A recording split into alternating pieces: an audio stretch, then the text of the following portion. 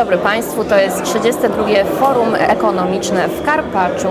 Naszym gościem jest pan Stephan Linhart, dyrektor do spraw sprzedaży na Europę Środkowo-Wschodnią i Izrael w Lufthansa Group. Teraz przejdziemy na język angielski. Good afternoon. Dobry dzień. We'll talk a bit about decarbonization of air travel. Airlines want to be net zero carbon till 2050. Lufthansa Group invests in sustainable solutions, but in the beginning, before we'll talk a bit about these solutions, I would like to ask you whether air travel in the future will be only for the richest or for everyone?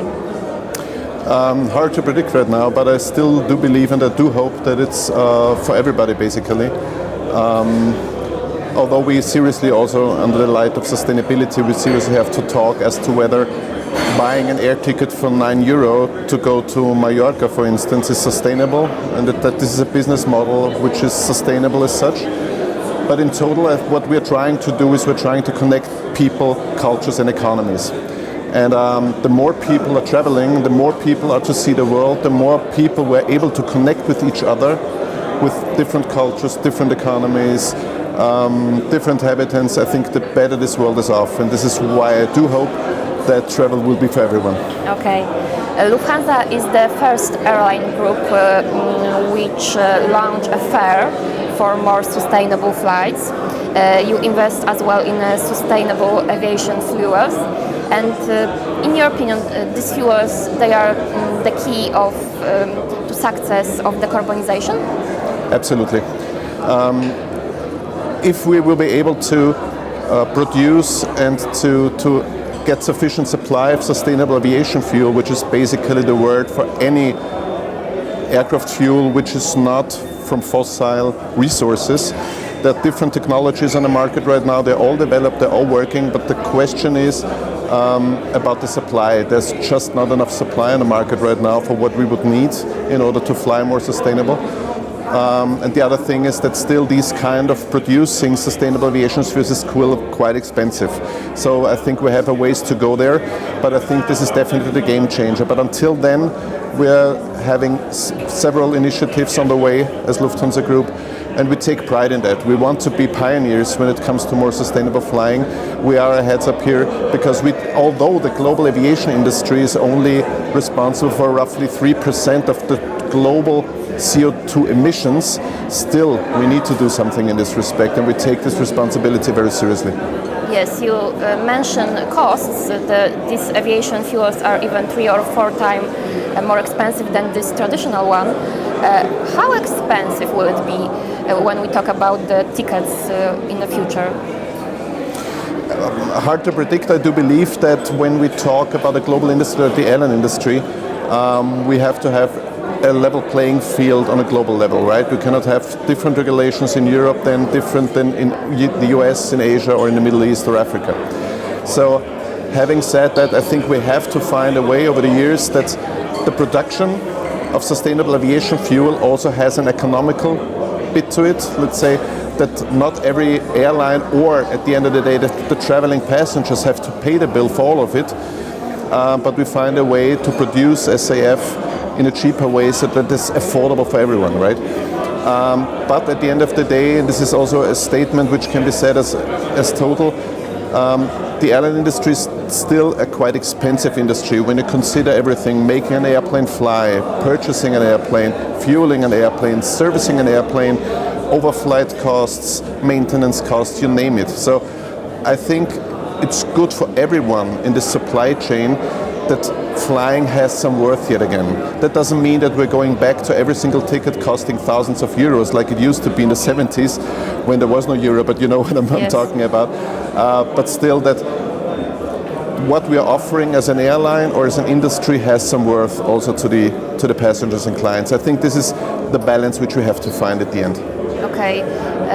If we talk about SAF, what level would you like to reach in Lufthansa Group in next years of consuming these fuels, and what level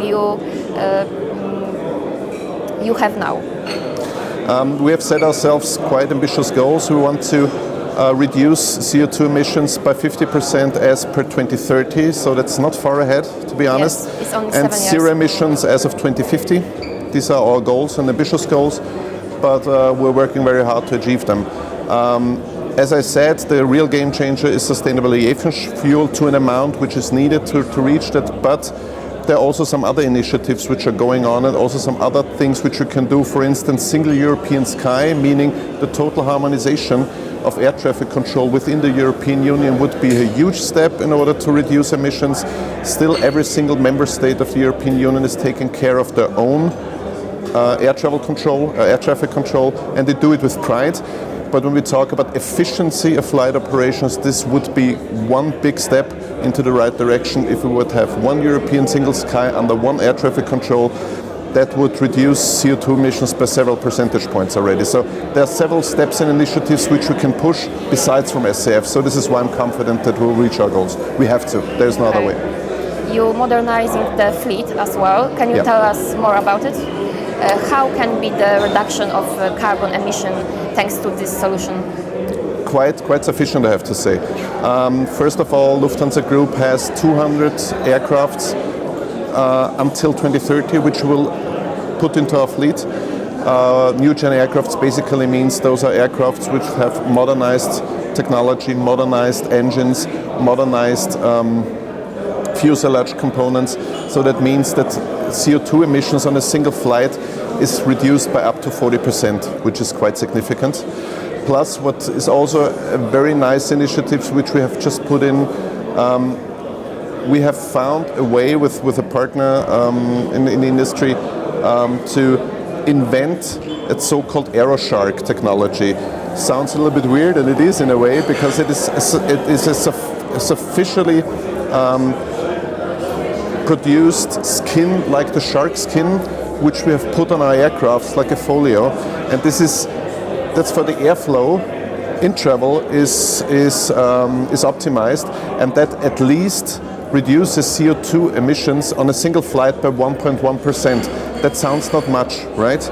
But when you explorate that with the size of the fleet which we have of several aircrafts flying 3,000 flights a day, that makes millions of tons of limited CO2 emissions a year. So, like I said, small steps which we're trying to take until the game changes on the market.